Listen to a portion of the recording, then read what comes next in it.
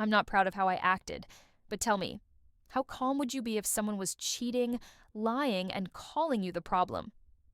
People love to imagine they'd rise above, that they'd leave with dignity, never lower themselves. But those are the words of people who've never had the person they love look at them with disgust, who've never heard a partner spit words so vile they make you feel smaller than you thought possible. My name's Rachel, I'm 31, and the night my 4-year relationship collapsed, it wasn't because I cheated or lied or betrayed him. It was because the man I thought I would marry turned to me in the middle of an argument and called me an office slut. The words knocked the air out of me, my ears rang, my body froze. Suddenly, every sly comment, every joke about coworkers, every suspicion he voiced snapped into place. This wasn't insecurity.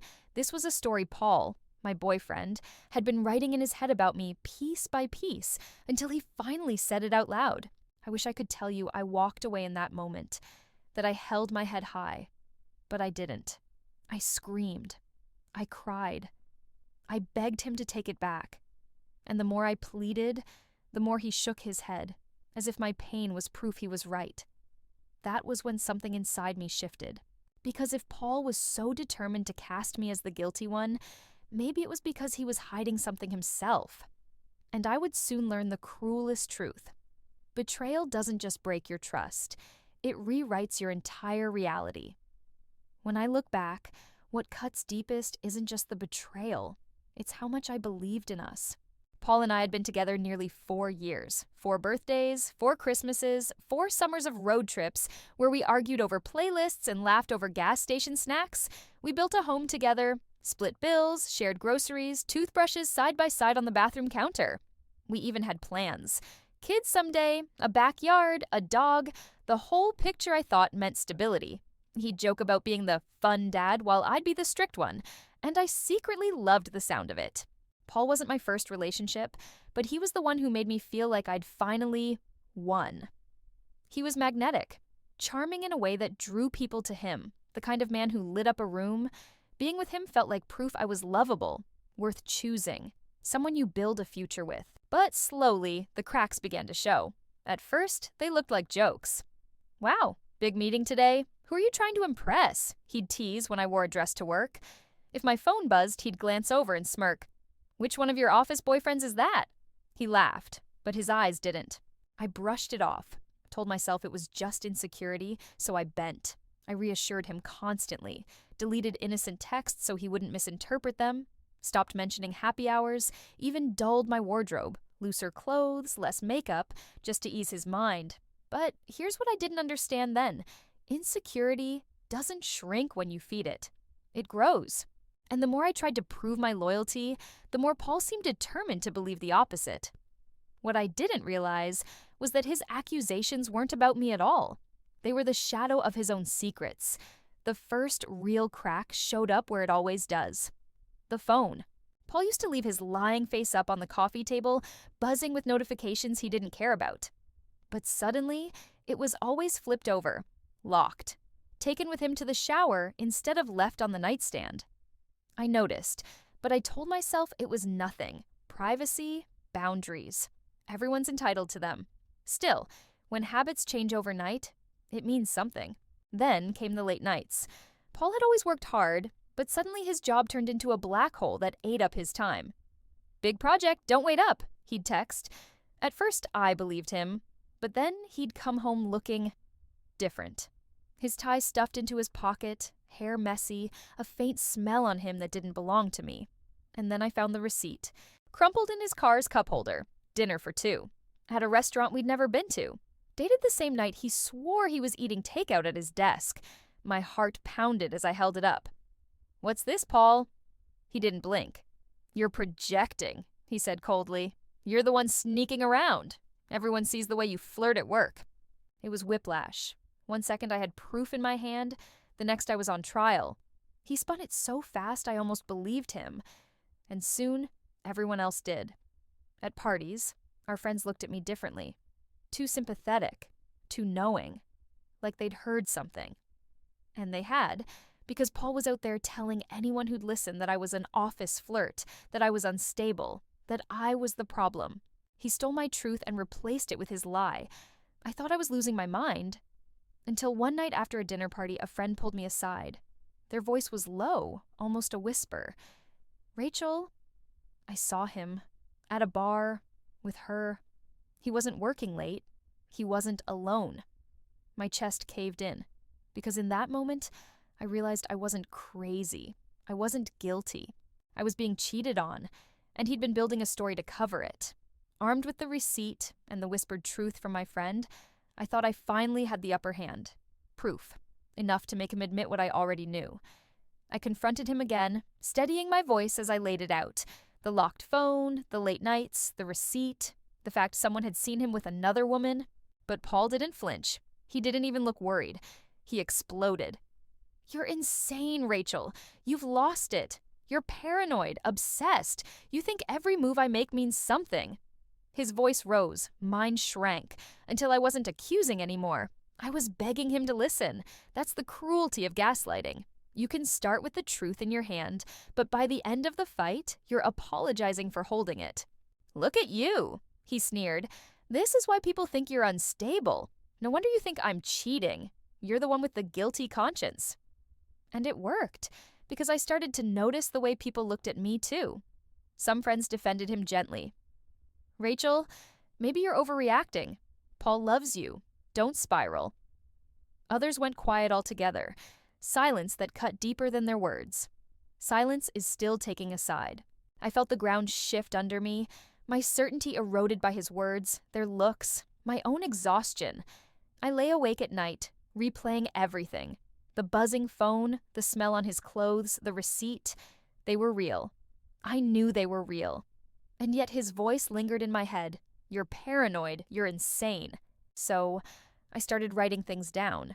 Dates, times, excuses, proof that I wasn't inventing it. The journal became my anchor, the only thing keeping me from drifting into madness. But even that wasn't enough to stop the spiral. Because when the person you love calls you crazy long enough, and the people around you treat you like you might be, you start to wonder if maybe they're right. There's a point where suspicion stops feeling like paranoia and starts feeling like survival. That's where I was. I couldn't eat, couldn't sleep. My brain ran endless laps. His phone, the late nights, the whispers. He'd called me insane so many times that part of me wondered if maybe he was right. But under all the doubt, my gut wouldn't let go. I needed proof. Not guesses, not rumors, proof. That's when I did something I never thought I'd do. I hired a private investigator. Even admitting it felt humiliating. Who hires a detective to spy on the man they share a bed with? But then again, good girlfriends don't get called office sluts. Good girlfriends don't get gaslit into thinking they're unstable.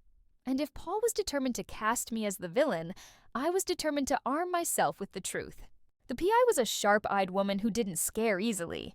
I spilled everything, my shame, my suspicions, and she just nodded, jotting notes. "If he's hiding something, we'll find it," she said. Days later, the first report landed in my inbox. Photos. Grainy, zoomed in, but unmistakable. Paul leaving a restaurant, not alone. A blonde woman by his side, her hand brushing his arm like it belonged there. The timeline matched his late nights, dinner dates, hotel check-ins, even afternoons he swore he was working from home, but was actually at her apartment. Vindication hit first. Then nausea. The second report gutted me. Not a handful of photos this time, but a dossier. Thick, undeniable. Hotel receipts, restaurant bills, even intercepted texts. And the timeline? Over a year of lies layered over our life together. One text made me stop cold. Paul telling her he was trying to leave his crazy, obsessive girlfriend, but felt trapped. Crazy. Obsessive. That's how he'd been painting me to her. The same words he'd used on me, fed back to someone else as justification. And suddenly, everything clicked. The jokes, the rumors, the way he made me doubt myself. It wasn't insecurity, it wasn't a rough patch, it was strategy. Gaslighting wasn't the byproduct of his guilt, it was the cover story for it. And I realized then, I hadn't just been betrayed. I'd been erased. By the time I decided to confront Paul, I wasn't running on anger anymore. Anger burns fast. What I felt was colder, sharper, the kind of calm that comes when there's nothing left to lose. I texted him, "Dinner tonight? We need to talk." He agreed immediately, probably thinking it was another chance to twist the truth and paint me as paranoid. I chose a quiet restaurant. Neutral ground. When he arrived, he smiled like nothing was wrong, like we were just a couple ironing out small issues. He had no idea the story he'd spent a year perfecting was about to collapse. I didn't bring accusations. I brought a file. I slid it across the table. Tabs, photos, receipts, hotel records, his name printed on the cover. He chuckled at first, trying to hold on to his script. "You really paid someone to follow me? This is pathetic, Rachel." But the further he read, the quieter he got. His shoulders sagged, his jaw clenched, the confidence drained from his face. Finally, he dropped the papers and whispered, "I didn't know how to choose. I wanted both." That was it. Not remorse, not shame, just greed. He expected me to cry, to scream, to beg for an explanation. But I didn't. Because what he didn't know, what made this the final twist, was that the file wasn't just mine anymore. I had already shared it. With his family, his friends, even his boss. By the time he sat across from me, his phone was already buzzing on the table, vibrating with fallout he couldn't escape. Calls he didn't want to answer, messages he didn't want to read. The mask he'd worn so carefully cracked right in front of me. And for the first time in months, I didn't feel crazy. I didn't feel erased. I just felt done. So I placed enough cash on the table to cover my meal, stood up, and walked out without another word. That was my last laugh. He lost everything in one night. And me? I finally walked away, calm. After that dinner, I didn't cry. I didn't sit in my car replaying every word, didn't call a friend to vent, didn't collapse into pieces. For the first time in months, maybe years, I felt still. Quiet. Like my mind had finally stopped spinning because the truth was no longer hidden. It was out there. Undeniable. That night, I blocked his number, deleted every message, every photo, every scrap of conversation that once felt like love, but was really just scaffolding for his lies. I wasn't going to keep reopening wounds by scrolling through the past. For so long, my life had revolved around proving him wrong, proving I wasn't paranoid, unstable, or unfaithful.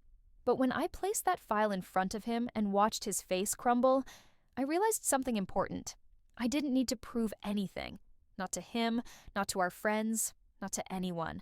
The proof already existed, and it condemned him, not me. I poured my energy into something else. Therapy, where I learned that anger and grief aren't proof of weakness. They're proof of humanity. Journaling, where I wrote my own story without his lies scribbled over it. Long walks alone, where I let myself feel everything, even the shame, until it didn't choke me anymore. The future I thought I lost, marriage, kids, stability, didn't die with him. If anything, it was saved, because what kind of life would that have been? Chained to a man who needed lies and mistresses just to keep himself standing. Slowly, the weight lifted. I slept through the night again. I laughed with friends without faking it. I bought flowers for myself, not because anyone gave them to me, but because I wanted to see them bloom in my kitchen. Paul thought he'd won because he moved on quickly. But here's the truth. If you have to lie your way to the altar, you're already living a divorce. He moved on fast. But I moved on free.